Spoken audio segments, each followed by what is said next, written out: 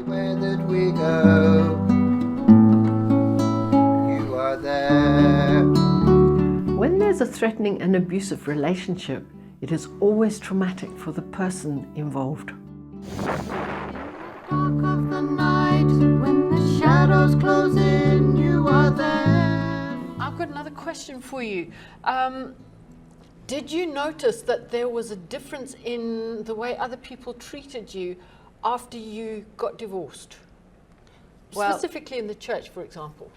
Sort of dead-end question for me, because he was so well liked in the church. He was massively evangelical, and they thought that he was the best thing since sliced bread. He would just talk to anybody. He was so blunt.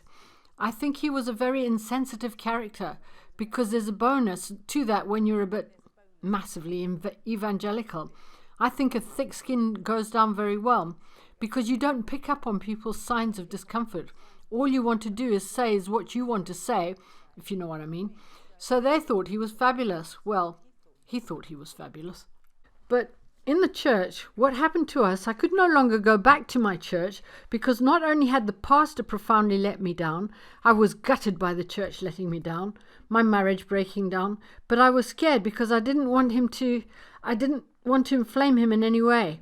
I couldn't say the truth of why I wasn't going. I couldn't say the truth because that would not be a positive thing for me. I couldn't be a great Christian and tell the truth to all and sundry, so I'd better not tell the truth. But I can't tell lies, so I can't go. So I, just cut myself off from the church, and I needed to, and I'm glad I did. So have you been able to go back to church since, or is that the end of church for you? I would never ever set foot back in that church again, because I felt so deeply hurt by the pastor. And what stuns me even more than anything is that he knew what was happening, and he sent us to counselling. Another miracle, one of several that happened to me. Finances, physical escapes, I could go on, but I won't. Literally stunning, provable miracles happened to me within a short period of time. But regarding going back to the church fellowship, I felt so let down by them, so profoundly let down by them when my pastor knew that he sent us to a counsellor. And I don't know if you realise this, but she was actually a specialist in domestic abuse. He made me aware that I was being abused because I wasn't aware.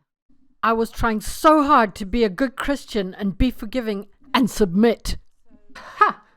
Tell me about that one. Dual submission, not just one.